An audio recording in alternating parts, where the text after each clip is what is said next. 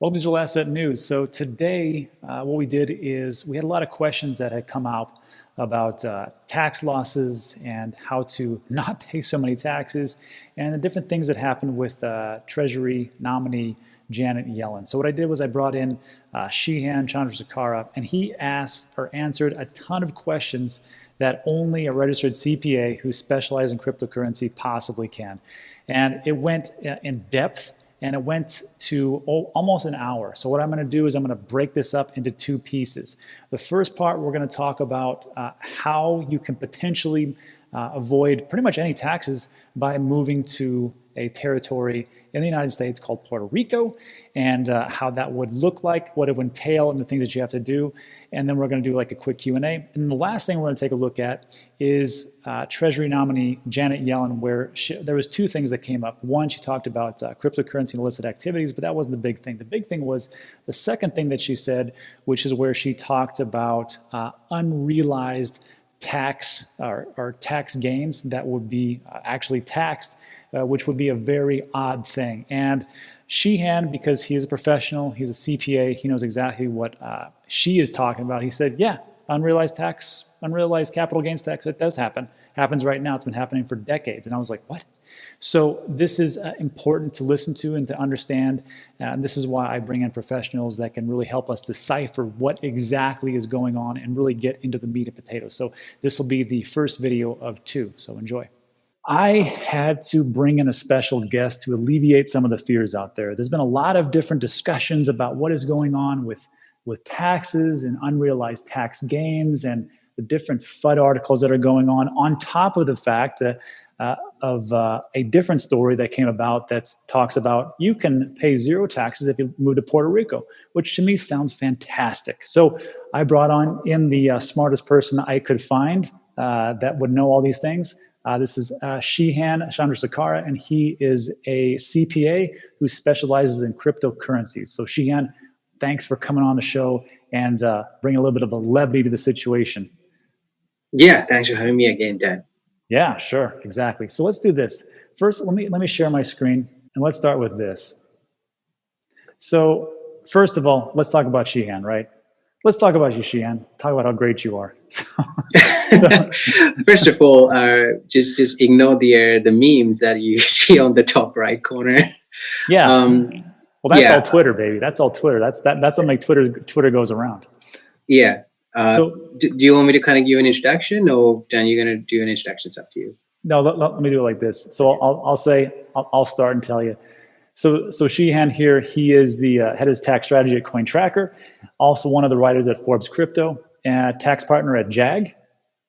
And then he's got his own different setup that we will go over in a bit. Also, if you want to really delve into taxes and cryptocurrency, Shihan and I think his partner here, Shandan Lodha, is that how you say his name? Yeah.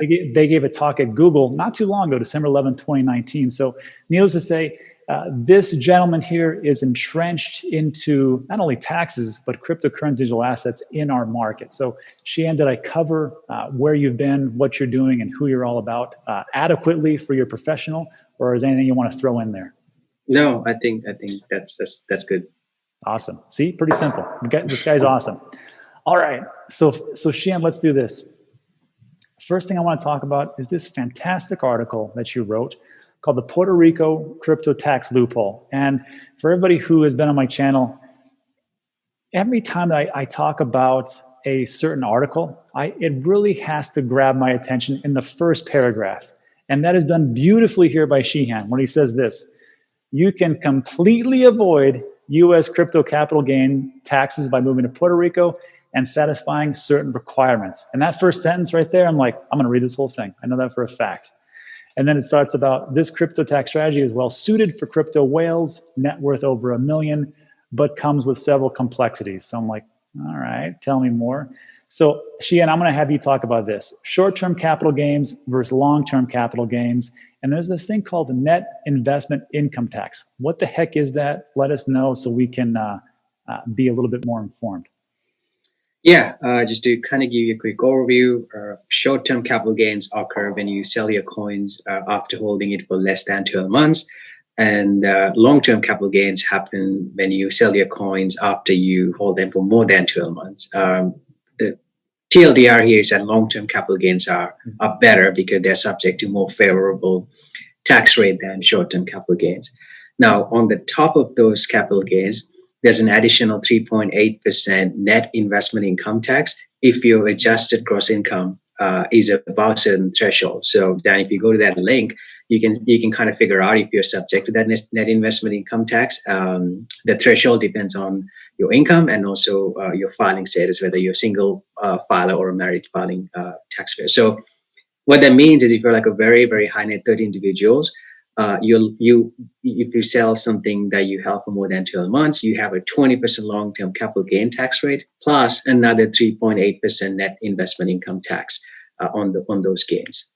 Right. So right now, what we're talking about right here is only in America. Every other country has their own different capital gains tax. I know Canada. We have people from Canada as far as subscribers. They're getting slaughtered over there. In certain European countries, it's really bad. But in America, this is what we got. So we're looking at short term. So remember, short term capital gains, anything less than a year. So if I buy Bitcoin today, what is January 22nd, 2021. And I sell it in April 2021, that is short-term capital gains all the way up to a year. Now, if I buy Bitcoin today, January 22nd, 2021, and I sell it on January 23rd, 2023, that is long-term capital gains, and it all depends on my income. And it's all progressively based, correct? Yeah, that's right. Just remember that cutoff line, which is the 12 months, yeah. Yeah, so everybody out there, if you want to sell stuff, wait for a year. That is probably the best thing you can do. And then there's a question that I get all the time about taxes. So Shian, walk us through this real quick. When do you get taxed on cryptocurrency? To me, it's always four things. Tell me if I'm wrong here.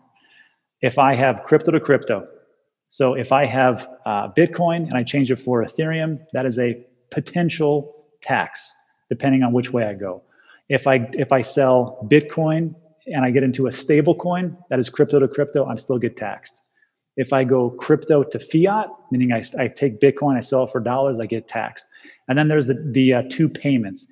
Either I get paid in crypto, which would be pretty awesome, let's be honest.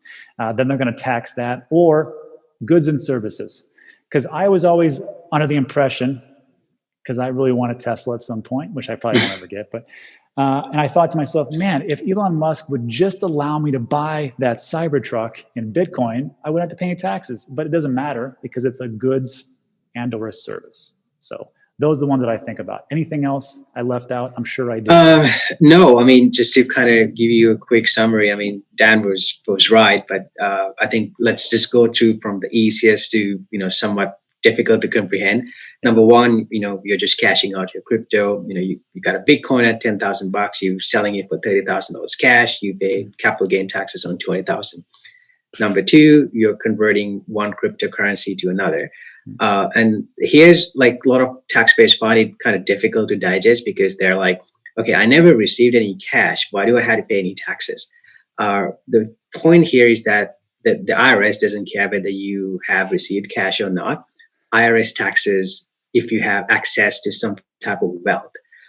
So when you do a crypto to crypto trade and if you make a profit, you got to pay taxes even though you didn't realize any cash.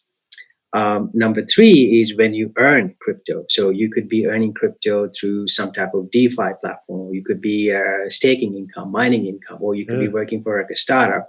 Then you're getting paid, through crypto. So those are taxable as ordinary income. And number four, as Dan mentioned, when you spend crypto through like a debit card or credit card to buy goods and services, that's taxable too. Again, in the eyes of, according to the IRS, whenever you spend your crypto, you're pretty much disposing your crypto.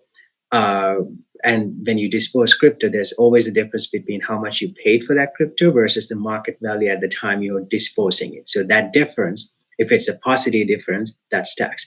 And then finally, airdrops and forks.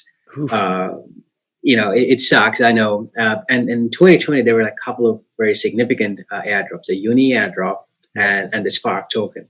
Yeah. Yeah, especially among the XRP community, like they didn't take that well. Like, the rule is that at the time you receive the Spark tokens into your wallet, and when you have the ability to move those tokens, that means you have dominion of control. Right. You got to pay taxes. Again, IRS does not care what happens to the price of the Spark tokens after you receive it into your wallet, whether you cash it out or not. You got to pay taxes at the time you receive it, based on the value at the time you receive it. So that's the airdrop side, and the fork. 2017, the big one, the Bitcoin Cash got divided into Bitcoin. I mean, Bitcoin divided into Bitcoin Cash. Yeah. So again, that was taxable too, as soon as those Bitcoin Cash, hit your wallet. So Shehan, that's scary. That's super scary. And as I've said before on this channel, I'm not very sensationalism. I am pretty much like a wet blanket and conservative. That's just how I am. So people are like, "Oh, Rob, you're so boring." Well, Shehan here is kind of in the same vein as what we're talking about here. A little bit of a wet blanket, Shehan, I'm sorry to say. But here's what just scared me. So Uniswap comes to me. I got 400 tokens. It was worth, I think it was $4 or something like that. Yeah, so 400 for 400. So we're looking at 1,600. So regardless of if I actually cash out or not, depending on the way that or however the government wants to do this, it sounds to me like I'm going to owe on $1,600. Does that sound about right?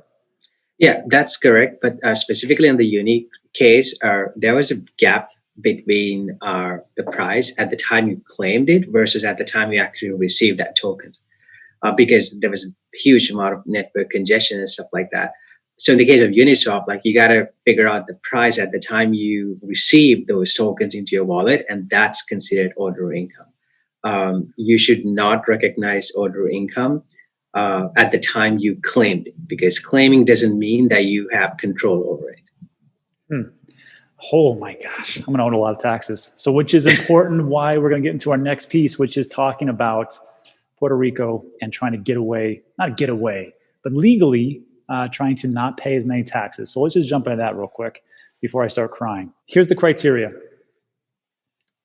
You have to be a bona fide resident of Puerto Rico. I read this, I'm like, what does that mean? It means really there's three things. You have to spend more than 183 days in Puerto Rico. So we're looking at, you have to be there 6 months or so. You need to actually be in Puerto Rico to be considered a resident of Puerto Rico. Now, people will say, well, how will they know? We'll get to that in a bit. But the second part is you must not have a tax home outside of Puerto Rico. So Shehan, walk me through this real quick, because I was questioning this. A tax home outside of Puerto Rico. Do you mean like a primary residence, or do you mean like some type of investment property that you use for something else? Yeah, this is a good question. So in the tax rule, we call this number one rule. It's a bright line rule, right? Because it's quantitative, we can measure it. So number 2 and 3, those come down to the facts and circumstances of each situation. So in the case of, tax home, like, there's no like definition that tells you, okay, here's your tax home. Okay. But I'll give you some examples where you would still have US as your tax home, although you want to be a Puerto Rico resident. So this is a situation where, like, you could have, a couple of rental properties, still in the US. You are a member of a local organization. You would still, you could still have your driver's license in Texas or some other state. You could still have some property in the US. So that would kind of establish US as your tax home, although you're in Puerto Rico. So in that case, you're not meeting the bona fide resident test. In simple terms, like, you cannot play around. I mean, if you're moving to a separate country, like, you should not have any type of affiliation with any, like, US or any state. So that's why they define tax home on like a more like a factual, like a facts and circumstances type of test, without giving like a bright line rule. Because if somebody were to say, okay, do these items, then people would do that just to pass the test. Sure. So that's the reason why those are like somewhat gray areas, but there's enough things that you can do to not have US as your tax home. So I can understand. So let's say, like, I have a house here in Houston, and then I move over to Puerto Rico. So that I wouldn't want to say, well, this is my primary residence. Obviously in Houston, my primary residence is a home that I purchased or a apartment that I rent over in Puerto Rico, correct? But let's say like this, the primary residence that I used to have, what if I say, you know what, I don't want to sell that. I don't want to get rid of it. I want to use that as a rental property, and I want to put it on Airbnb, VRBO, or I want to do some kind of long-term rental for somebody else. Would I still hit the criteria for that as long as I'm over in Puerto Rico doing whatever I do? Yeah, I don't see that big an issue. But at the same time, like if you're doing that, you just have to kind of document and convert your primary residence into like a Sure. business property and make sure it has a different EIN. And then make sure you have renters coming in, because some people, they try to keep their primary residence Mhm. just parked in the US, and they think that, okay, that's their rental or business property, but they never They make never any rent it. rental income. So in that case, that's what I'm saying. It all Yeah. comes down to facts and circumstances. If your true intention is to use it as a rental property and investment business property, and if you're making money, yeah, sure. I mean, in that case, yeah, that used to be your primary residence, but now it is clearly a business and investment property. Yeah. So this is not investment advice. This is not for tax purposes. This is just for educational or entertainment purposes only. But I will say this, in my personal opinion. So people on my channel, you guys know that I travel a lot of places, really between my home in Houston and my home here in El Paso, Texas, for business reasons. Now, when I'm traveling, the home over in actually Cyprus, we put that on Airbnb. And I never understood why, if you're not in your home for an extended period of time, and this is everybody's preference. Some people are like, I don't want people in my house. I don't really like that. But if you have an asset that is not being used, why wouldn't you just use that asset and then rent it out? So like for this prime example, if we ever go to Puerto Rico, you can best be sure that we're still going to keep on with the Airbnb and just rent them out. Now, there's a lot of, I mean, I can give a pretty good session as far as Airbnb, and I might do that, but I just don't see why people wouldn't do that moving down the road. And I always thought about this when the marketing crash happened in 2008, 2009. I never understood why, well, Airbnb wasn't around, but now that it is, if you're having financial issues, if I was having financial issues, excuse me, I would definitely be doing some kind of rental service to make some kind of income and stop my house from being a liability and turn it into an asset. That's just the way I always think about things. All right. So on top of that, there is one more, which is this one really confused me.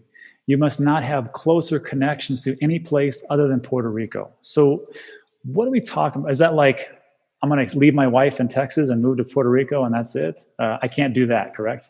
Yeah, that's right. Again, that because if your married wife is in another state, that kind of creates like a closer connection to the U.S. Another situation where you would have a closer connection to the U.S. is if you have your bank accounts, U.S. bank accounts still open in the U.S. And you want to be a Puerto Rico resident, but it just doesn't make any sense. And then also your mails are still going to your U.S. address, or you still have gym memberships open in your local county. Things like that. Gotcha. Well, that would make sense. I guess the only way that it would make sense is, again, back to the houses. If you have your utility bills coming in, of course, you'd still have utility bills because you are renting out your property, and that would suffice and everything else. Okay, so closer connections. I was like, well, hold on, I got a lot of family in Vegas and some in California. So what happens here? Okay, now I get it. So it's all about wives and husbands or whatever else. Unless you who are watching the videos like, hey, I want to leave my husband anyhow. So whatever, that's up to you. Okay, so that I understand that. So let's talk about these time-based factors. And this was the one that was the most concerning, and I think the one that would be the trickiest if you really want to go this route. So we went through establishing being in Puerto Rico, and everything's good there. But if you move to Puerto Rico with appreciated crypto assets, those pre-move gains are still subject to U.S. taxes. Only the gains related to crypto purchased as a Puerto Rico resident are eligible for the 0% tax rate until January 1st, 2036. And here was a great example, and I thought you were talking to me, except for the amount of Bitcoin. It says, say you purchased 100 Bitcoin in 2013 for $1,000 when you were living in Texas. I'm like, hey, I live in Texas. But if you did that, if you purchase any cryptocurrency beforehand, And then let's say tomorrow you go to Texas to establish residency. So you have to be there for 6 months anyhow. Everything that you purchased beforehand would still be taxed. Is that how I'm interpreting this correctly? Yeah, that's right. Because that appreciation of those coins happened while you were a U.S. resident, so that appreciation is not immune from U.S. taxes, unfortunately. That's a bummer. But there was a little way to get around that you were talking about. Yeah. So the way to get around in that case is that Legally, again, sorry. yeah, the legal, yes. Yeah. So the rule is that you're subject to 0% capital gain taxes for whatever the investments in property and stocks that you purchase as a Puerto Rican resident. So in the situation that we described, what you could do is you could sell your crypto positions in appreciated positions and buy back right after that as a Puerto Rico resident, and then kind of start like a new Puerto Rico holding period. And then from that point onwards, your taxes are subject to 0% until 2036, because they have a special act. Gotcha. But the downside here is that when you kind of restart that holding period as a Puerto Rico resident, you create a disposition event for U.S. tax purposes, and that gain is you had to pay hefty amount of taxes on that from the U.S. side. Yeah, so there's not too many things that we can do about that, right? So just to make sure, so in 2013, I buy 100 Bitcoin. I'm now a multimillionaire, and I say, well, I'm just going to go to Puerto Rico, and then I'll just stay there for 6 months, and then I'll cash out. You can't do that. Everything from 2013. So because you haven't moved there yet. So here's my next question. The time that you get there to Puerto Rico, day 0. Let's say that you go there and you say, I sell everything right now on day 0, which would be January 23rd, okay? And then you wait 6 months, or no, sorry, day 0, you sell everything, you buy everything back. At 6 months, is that when when you can say, okay, I bought this here when I was in Puerto Rico as a resident, or is it only at the 6 month point when you establish residency that you can buy and sell everything again? Yeah, good question. I mean, there's the blog post that I wrote. It's like very, very simple because I didn't want to overcomplicate things. Yeah. But in real lives, the way it works is, you go to Puerto Rico, and then you need to buy property there. I mean, you need to buy something that you can live on. Sure. And you have to file a certain application with the Puerto Rico tax authority, asking for the protection under this new act, so you're eligible for the 0% tax rate. And again, I don't know how long they take to accept that application, but you need to be accepted under that program. And then once you get accepted to that, again, I don't know the specifics because most of this stuff is written in Spanish. There's a possibility that you could apply that Puerto Rico residency like kind of like retroactively. Or like after you get accepted with the application. Gotcha. Yeah, again, there's a lot of, then there's exceptions to that rule. I mean, you cannot apply for that if you have been in Puerto Rico for the past 3 years. Again, the point that I was trying to make from the blog was that you just cannot go there and cash out and expect 0 taxes. There's so many hurdles that you have to jump. Yeah, you know what's funny is like I laugh. I'm like, but in reality, even I beforehand when I was thinking about it, I'm like, that's all I got to do. I seriously, I was like, well, I'll just go to Puerto Rico. I'll establish residency and I'll cash out, and that's it. Without your article and us talking about this today, I would never have known all the different stipulations. So this is good that you're here. So I appreciate it. I'm sure a lot of people are going to appreciate it. Now here's it's not a nuanced question, but it's going into one more level deeper, Shihan. I'm sorry to ask these questions, but let's just say, for the sake of argument, that I want to start a business over in Puerto Rico, and I want to incorporate over there. Let's say an LLC, an S Corp, or a C Corp. And let's say that business, whatever that business is I want to use that business to start either to transition cryptocurrency into that LLC, S Corp, or C Corp, or to start buying cryptocurrency in that certain way.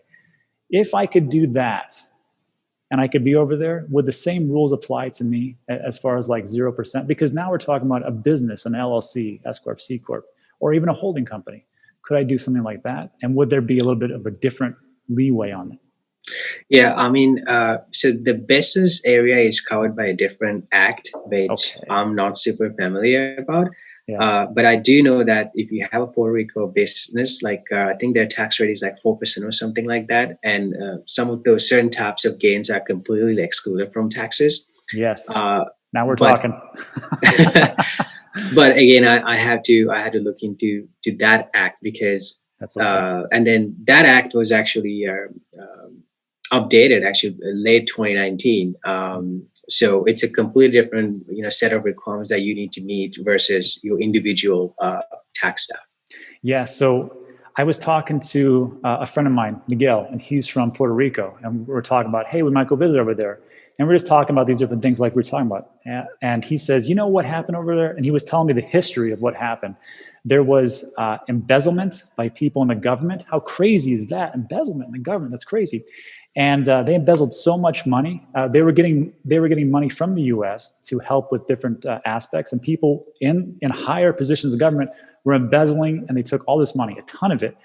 And then once it was all shaken out, they lost a ton of money. And he says, then what happened was they went to the people and said, we're going to have to tax a lot more to recover these types of losses. And I go, what, this happened like 50 years ago? He's like, no, it's like just happened like within like the last 5-7 years or something like that. And he's like, so what they did was they said, we need people to come to Puerto Rico. And how they did that was they started to lower taxes for businesses. This is the story that I got. I honestly didn't research it that much. Miguel lived there, so I'm like, okay. So I think to myself, it's the same thing that like the nomad capitalist talks about. Go to where you're treated best. And if there is a province or a territory that's like, hey, we want businesses to come here because we could really use, first of all, job creation. Second of all, lower taxes. We can do it. Why not? Everybody's a win. It's a win-win situation, I think. But that was just what I gathered from that conversation. Yeah, I mean, those are the other things that you need to consider before completely moving out of US, right? Because there's economic uncertainty in Puerto Rico. You got to figure out, I mean, if that culture is that way, you want to raise your, family and children. And there's a language barrier. So those are the other factors that you need to consider, before moving. I think my advice for anybody in the US is that I think one easy thing that you can do is just first move into a state with no income taxes. That's pretty easy to do. Yes. Texas, Texas, Florida. right. Yeah, Texas. I mean, we may be biased because we are both from Texas.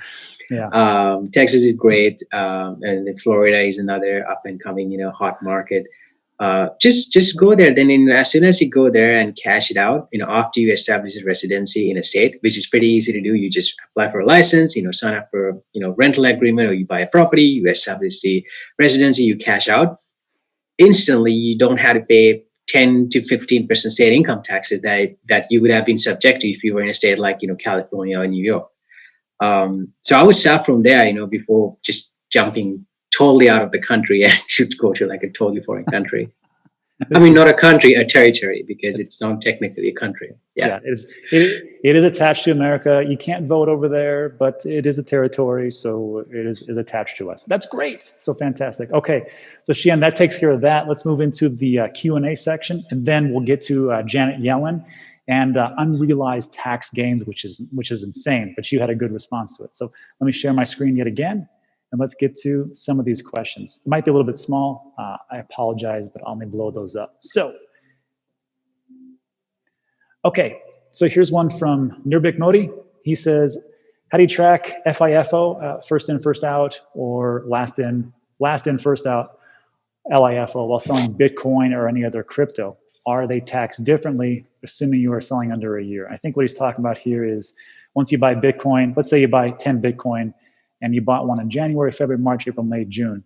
But let's say that you sell one Bitcoin. Which one do you take? To me, I would just say, well, it's this one, especially if I want to pay long-term capital gains. Is that? Yeah. So the answer for this question depends on what accounting method that you're using. So if you're using any type of crypto tax software, or you can have all your records in like Excel spreadsheet or something like that, and if you can specifically identify each coin, each lot of coins, meaning you need to have the dates purchased, the unique identifier, the name of the crypto, and then how much you paid for it and stuff like that. When it comes to taxes, you can literally pick and choose which coins that you're selling. That's because you have all the information to prove that you're specifically identifying the units. Again, if you're using a crypto tax software, that's pretty easy. Which is a click of a button, that whatever the software should give you the accurate gain and loss report based on the specific ID. Now, if you don't have all that information, IRS wants you to default to FIFO, first in, first out. So what that means is you cannot pick and choose whatever the coins that you're selling. Whenever you make a sale, you're always selling the coins which you purchased the earliest. And that could be sometimes advantageous, or sometimes it could be disadvantageous. But in many cases, it is bad, because the coins, in the case of Bitcoin, the coins that you purchase the earliest have the lowest cost basis. So whenever you sell them, they will have the highest amount of gains. That leads to the highest amount of tax bill. Right, exactly. So perfect. So having said that, I will just tell you this, which is, if you're looking for a crypto software, I have my own that I like to talk about, CryptoTrader.tax. Sheehan also has one that he likes to talk about himself, but CryptoTrader.tax is the one I used for 2 years, and you can do those types of things in CryptoTrader. Now, Sheehan, you're over there at CoinTracker, right? Yeah, that's correct. There's a bunch of tax software. There's CryptoTrader. Check out CoinTracker. Just pick whatever you like. Just pick whatever you like. That's exactly it. So let's move on. So Supernova says someone needed some tax advice. No, that's not a question. Oh, if I cash out crypto that's held under the year and then use the proceeds to buy more crypto, do I have to pay short-term capital gains? Yes, because you cashed out, or in other words, disposed coins which you have for less than 12 months. So that's subject to short-term capital gains tax. Yeah, so that was my question. Like, if I could take the capital gains that I have and roll it into another business, like buying property or buying land or something like that, I can't do that either, it sounds like. You cannot do that either, because a taxable event occurs at the time you dispose it, and there's no way to kind of I mean, what you could do is you could contribute crypto like property to like an LLC or like a partnership and get ownership interest based on the market value. So that way you're kind of you don't have to pay taxes, but at the same time, inside the business, you need to cash out to pay your employees and do whatever you need to do. Gotcha. So this would lead me to my next point. These types of things that we're talking about, a little bit more advanced, if you are looking to have somebody look at everything that you have coming in, coming out, and some alternatives, definitely take a look at this URL. This is a tiny URL, which will lead you to Sheehan's website, and he just has a questionnaire for you. You can fill it out, and he can help you out with your taxes. Of course, there is a fee for all these things, but in my opinion, it's a little bit more important to spend a little bit and save a ton than not do anything, and then have Mr. IRS man come knocking at your door, like they did to me in 2015 when I went through an audit. Just saying. So I will link that in the description below. I keep getting questions about, hey, Rob, do you have a CPA? Do you have a CPA? Yeah, his name's Sheehan. And I've done this like probably 20 times this week, and it's only Friday. So I will link this in the description below for anybody who needs that. And let's see here. Any other questions? Oh, the last one here, it talks about the same type of thing. How does it work if in 2019 I bought $200 Ether, and then $200, and then bought back $400 Ether at 318 in September? If I cash out my initial 400, do I pay long-term capital gains? And again, anything after a year, right, Sheehan? Yeah, anything after a year would be long-term capital gains. But in your case, in order for you to apply that, because remember, you have like one layer for long-term capital gains, another layer of Ether for short-term capital gains. So when you sell something, and if you want to tell the IRS that you're selling the long-term lot, you have to meet those specific identification requirements. That means, you need to either use a crypto tax software, or you need to have like all the records in case IRS asks you in the future. Yeah, and I will highly recommend everybody use that software. Like I said, from the time that I opened it up, figured out what I was doing, and sent it to my CPA, it was 30 minutes, because they just do a direct integration into all the different exchanges. And all these different wacky exchanges that I used back in 2017, they were able to connect to. So if time is money, that saved me a boatload of money. All right, so there's that part for the Q&As. Let's move on to our last piece, which is, all right, so look out for that second video where we're going to take a look at Janet Yellen and what she talked about as far as unrealized capital gains taxes. And that's actually been going on for decades now. And I will put that out as soon as possible. So thanks for watching all the way to the end. I really appreciate it. And we'll see you on the next one.